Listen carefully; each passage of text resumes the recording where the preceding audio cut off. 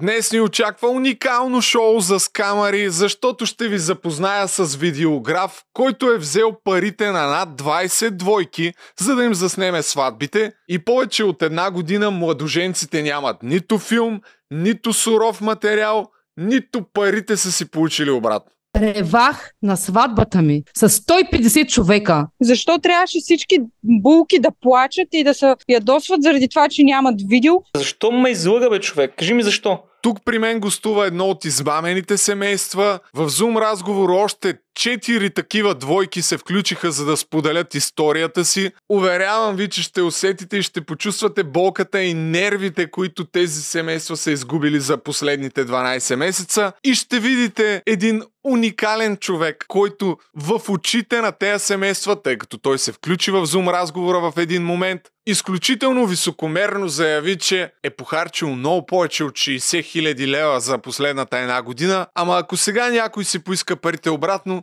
няма как да им ги даде. Ами да, 60 000 лева на принцип са доста малко от това, което съм похарчил, но добре, да. Историята е покъртителна и споделяйте този подкаст, за да може Костадин Торков, в случай, че някой иска да си снима сватба с него, да е запознат с доволните му клиенти. А те са десетки. Десетки! В случай, че има още двойки, които се чувстват измамени и искат да споделят историята си, пишете ми на имейла, защото имаме уверението на Коцето, че след няколко дни ще гостува тук в подкаста. А ако изгледате този епизод до края, ще разберете какво обещание все пак той даде на изпържените двойки. Моята трактовка е това за изпържените. Моята.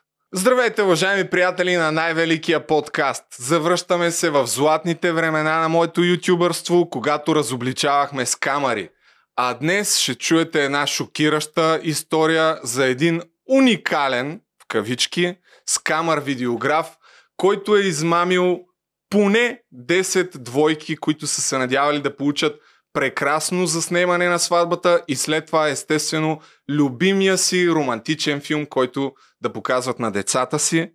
Днес при мен са двама души, семейство Минкови, Ивона и Христо, заедно с третия човек, който е на път, които обаче за съжаление ще разкажат една не много хепи сватба, завършила с не особено хепи енд. Да, прекрасно определение. Ще включим и забележете още колко души чакат да се включат. Това са поне 10 души, 4 семейства, които също ще разкажат за злополучния си опит с видеографа, който аз държа да покажем, а именно Костадин Торков.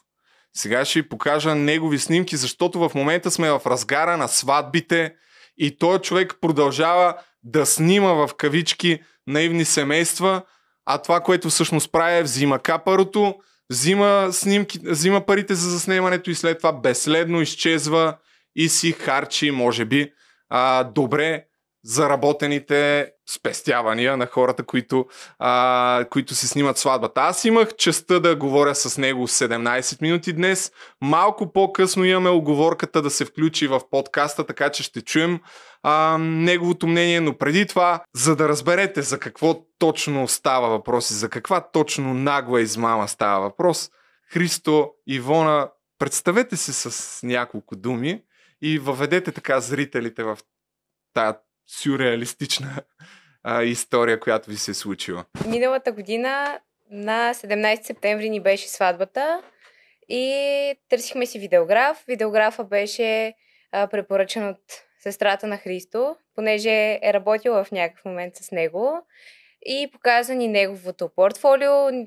Ние много се впечатлихме и точно отговаряше на представите ни за това какво видео искаме да имаме след сватбата. Срещнахме се с него края на юни, началото на юли месец. Разбрахме се какво искаме, къде ще бъде сватбата и горе-долу минахме така бързо през договора уж. И след това... дадохте парите, може би, което е най-важното. Дадохме капарото и преди вечерта, преди сватбата, е писал на Христо. Да. Колко струва Ами- заснемането? Колко ви взе на вас? Да, значи ще уточня, че той работил с сестра ми в рекламна агенция и тя не е знаела Че- какъв е, защото той си е ходил там и си е работил Мгм. редовна работа. При което тя знае, че той наистина явно добре монтира в работата си и знае, че събота и неделя ходи да снима сватби и има едно блестящо портфолио в Vimeo, нали, което след толкова измамени хора, аз лично почвам да се съмнявам дали това портфолио е негово, не твърдя, че не е. Сестра ми тогава ми го каза, той е много добър, знаеш, че много бързо му вземат датите, той така представя нещата, при което той ни каза, че заради сестра ми няма да ни вземе 4000 лева, а ще ни вземе само 3000 лева, като ще получим дрон, трейлери, филм, Тизър, всичко, филм. нали? Да, обикновено това, което се получава от заснемането на сватбата е снимки и видеото е, те го казват трейлър, въпреки че е 5 минути, не знам защо така му казват, и по-дълга форма, която е около 60, нали нещо Да. такова. 90 се бяхме разбрали. Мгм. Да. Дори той ни каза, че ако не си харесаме снимките от сватбата, неговите кадри ще са толкова добри, че може да изкараме снимки от тях. Да. Ти ми сподели някои чатове, които след малко ще покажем. Предполагам, че сте били супер щастливи, особено предвид портфолиото, Да. което той е пуснал, което действително, аз ще вкарам тук някъде да видят и зрителите, изглежда много впечатляващо. И си сподели, че си показал на приятели, леле, хора, вижте колко готина ще бъде сватбата ми, супер доволен, супер щастлив. Какво се случва няколко часа преди съдбовния ден?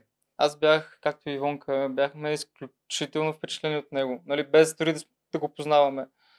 И сме гледали много пъти тези видеа и в деня на сватбата. Аз съм си легнал и съм си спал.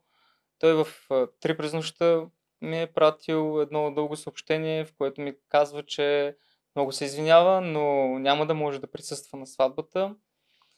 Но да не се притеснявам, защото е намерил в 3 през нощта 2 души, т.е. един човек, който да го замества, да отиде като втори оператор, а втори оператор ще стане първи оператор. Защото полета му е закъснял от Защото Ибиза. полета му от Ибиза, което е много сериозно деня преди сватбата да летиш, е закъснял. При което аз му предложих, понеже аз наистина бях много впечатлен от него, защото той много така умее да борави с думите, да те накара да му повярваш, нали, да страдаш за него.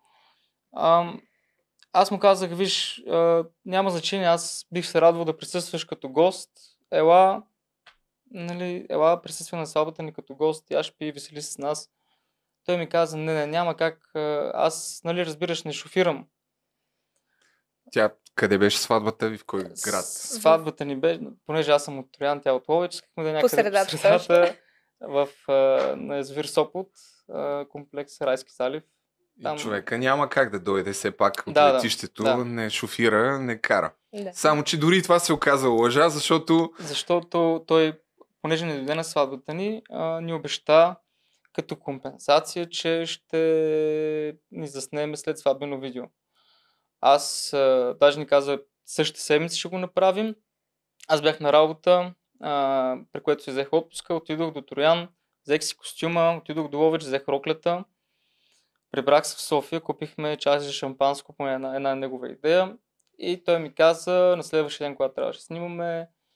Един час преди срещата Един час преди срещата ни, точно тогава бяхме на Икея, той каза, Христо, има облаци. Аз гледам горе, че има един облак. И той ми каза, Христо, не, при мен има много облаци, не става, аз искам да изцяло чисто небето. След това се разбрахме за следващ ден. Една година до сега няма достатъчно чисто небе, за да може да ви направи човек фотосесия. Да, разбирахме се много пъти, нали, да направим тази фотосесия, при което разбрахме, че Ивонка е бременна и аз му казах, че вече зимата няма да я карам да ходим да се снимаме в студа, поне да ни монтира видеото.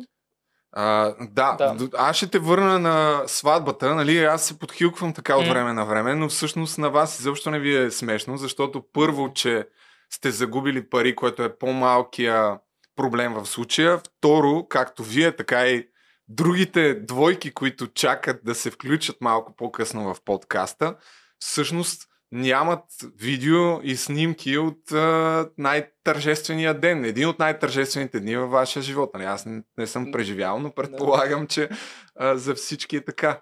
Което... Ние с него оговорката ни беше само за видео.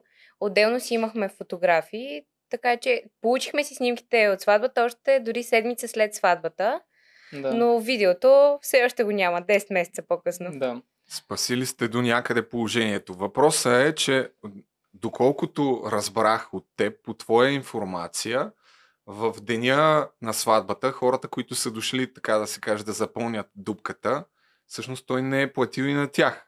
Вярно ли е това? Да, това е вярно. За нашата сватба той не е платил, заради това не му се е било пращал материала, който са заснели до януари месец. Накрая, понеже на момчето, което е снимало сватбата ни, му е дожаляло, му е пратил материала. Но въпреки това ние видео не получихме. Исках само да кажа, защото сетих. Да, аз ще те подсетя също. За полета, предполагам. Да. Човека общо взето, дори на хората, които отиват да снимат, дори на тях не им е платил, по твои думи. Ще проверим тази информация. Аз го питах него, между другото, ще видите какво отговори той след малко.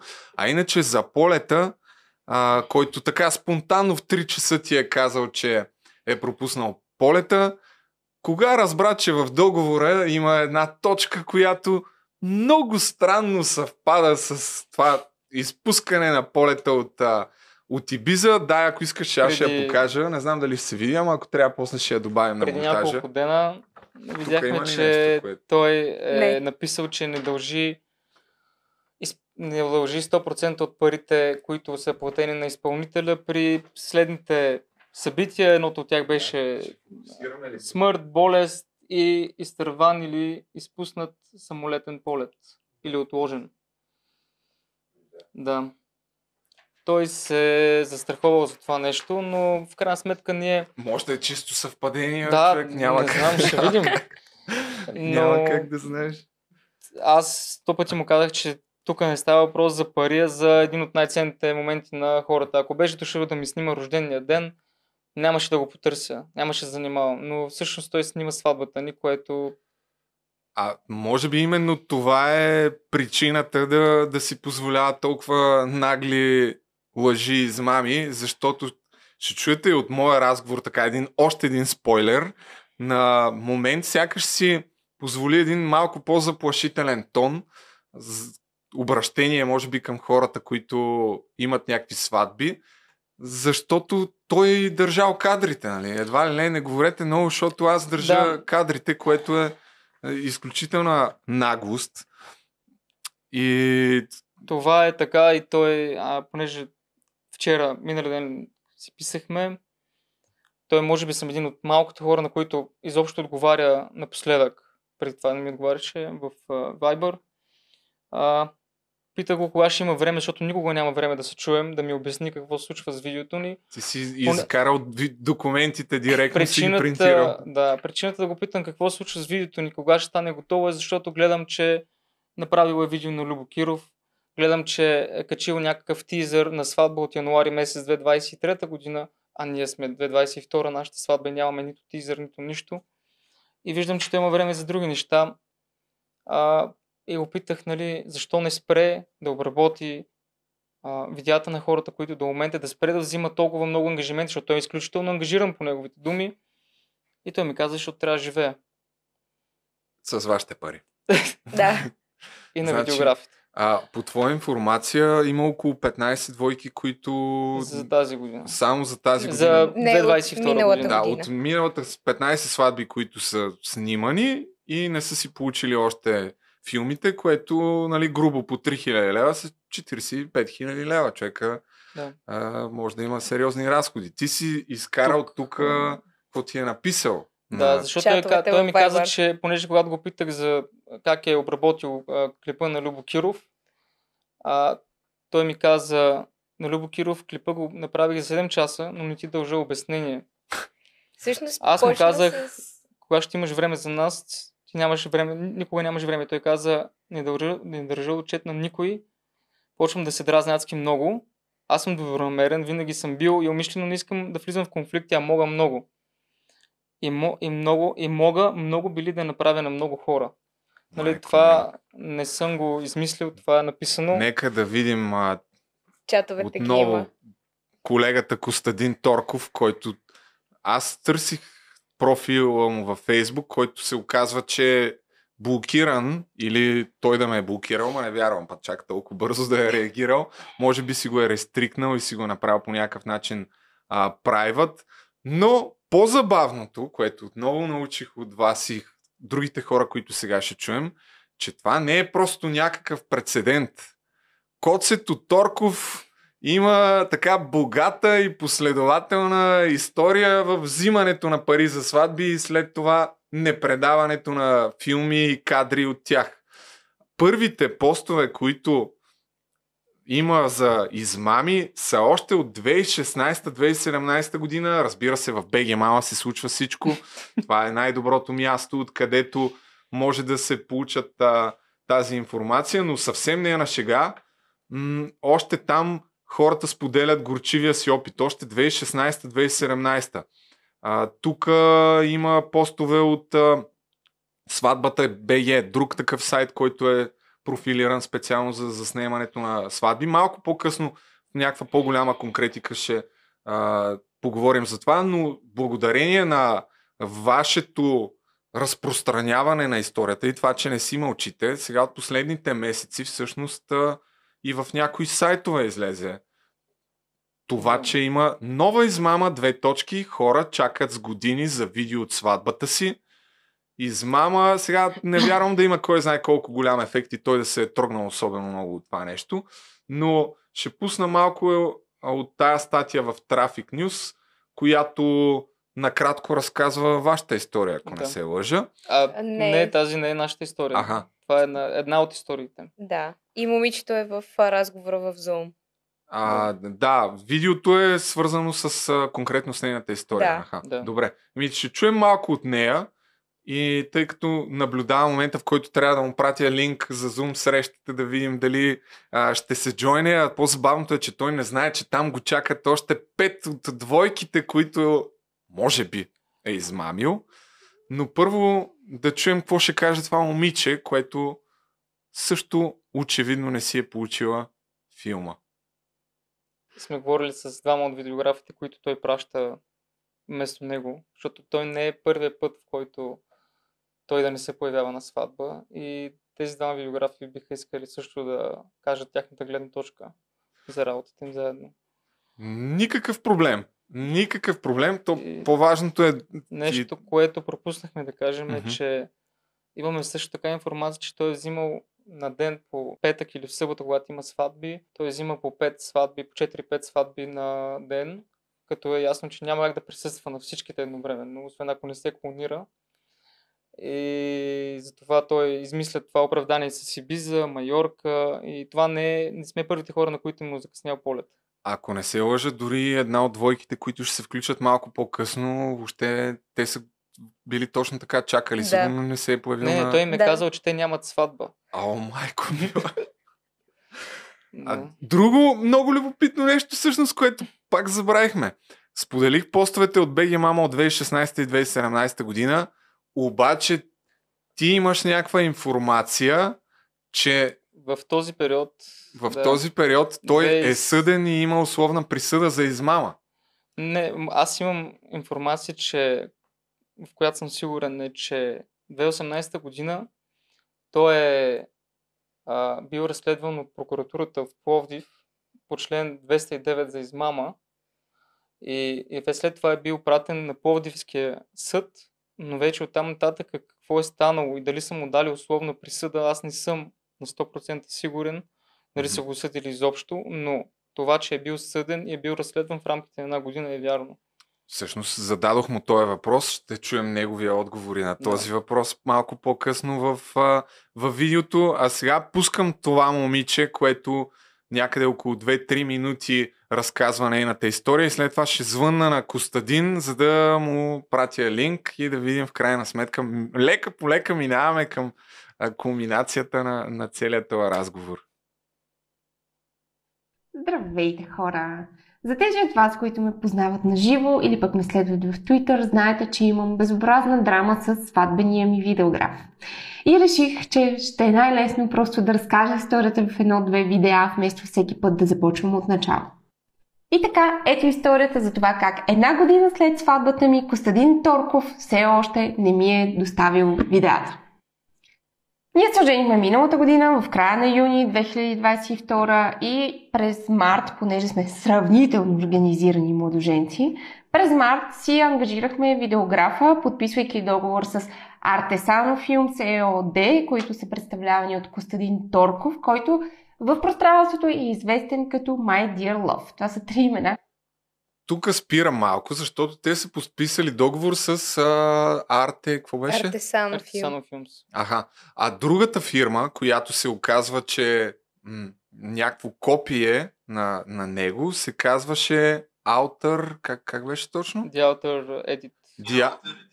The Outer Edit, която обаче лицето на тази фирма е неговата... Да, Мириана Сливенска. Само момент да видя кой ми помага от чата. Така, да, отбелязал съм си Мириана Сливенска. Аз съм изкарал профилите. Защо е важна тази подробност? Всъщност, защото Мириана Сливенска е момичето, за което той се е оженил наскоро и май още по-наскоро се е развел. Така, скорострелно. Но Значи, пък... Да. Даже дори колко време имаме, докато се включи Коста? Имаме 10 минути. Да изстрелям набързо историята тогава. Давай. Когато се познахме с Коста, аз го питах, нали, има ли си гадже, какво става с него? И той каза, че си няма никой, живей си живота. На 31 август, 2 седмици пред нашата сватба, Коста ми каза, че се оженил за Мириана. Това е тя, предполагам. Или? Не мога да кажа. Аз не съм я виждал на живо. Той е показвал снимки, но освен не ако помня. това не са някакви други снимки, но да, това е нейния профил поне. Това. И част от пътите, в които се мъчихме да свържем с него, той ми пише, че е в Турция, понеже присъствали на нейна операция, но на нас ни каза една причина, на други хора е казвал, че друга причина в Турция, пак свързана с някакви неща. И ми казва, че Турция, нали знаеш, е извън Европейски съюз и не мога да говоря. Не, че няма вайбър, нищо останало. Да. И исках да кажа, че аз в началото си мислех, че може би вече януари, когато стана, защото аз декември месец очаквам Коста да ни даде видеото, понеже той каза, за да знаете за Коледа ще имате подарък, видео. Нямахме подарък за Коледа, но той ми каза, че Мириана вече не го чувствала и се разделят. И ми стана наистина тогава жал. Вече не. За него и казах, окей, гледай си празниците, не намисли нас, ще изчакаме още за видеото. Да, той в репортажа стана дума за това, че раздялата, която е с тази Мириана, му пречи да завърши видеята. Обаче другото, което ти каза, че са били в Турция, според мен е важна подробност е, че на вас ви е казал, че има здравословен проблем, той затова са там за да се лекуват, а след това на другите е споделил, че всъщност са там за да си направи тя ринопластика, което е малко по-различно от негов голям здравословен проблем. И ключовото, защо показахме тази жена, защото всъщност през нейната фирма минават другата част от измамите. Някои хора сключват договор с нея, а след това трябва той да отговаря за заснемането, но де-факто изпадат в същата ситуация. Пряко ние познаваме, но вече другите имат опит с нея. Значи той казва, че това му пречи да обработва видеа, явно сватбени, но тази история не е от сега. Тази история се е повтаряла много пъти през годините и има хора, които чакат вече 2 години. Тогава не е бил женен. Тогава не се е разделял, не е плакал, Да. нищо не е имало. Той края на януари ми беше казал: Христо, Влади ми даде кадрите. Там някакви кадри бил изтървал да му даде. Всъщност тогава Влади просто му държал и не дал всичко. До една седмица сме готови. Ще чакайте видео. Аз мина седмица, 2, 3, 4. Края на февруари пак го потърсих и той ми каза, доста усилено го търсих, за да мога да свържа с него, защото като каже някой една седмица, очаква, че е готов. Края на февруари го питах какво се случва и той каза последни поръчки от кухнята. И вече някъде средата на март пак го потърсих, защото последните поръчки от кухнята мислих, че изценаха. Той ми каза, че никоя двойка до момента не го е търсила, колкото аз. Дори един имейл не съм описали другите двойки. Чакали са си видеята Това съм забелязал, че е някакъв обичайен таймлайн в скамърството. В началото лъжеш спокойно, другата седмица утре, след една седмица съвсем скоро и накрая вече почваш да се дразниш. Стига ми сванява, човек. В смисъл, изхарчих вече парите, айде, моля ти се.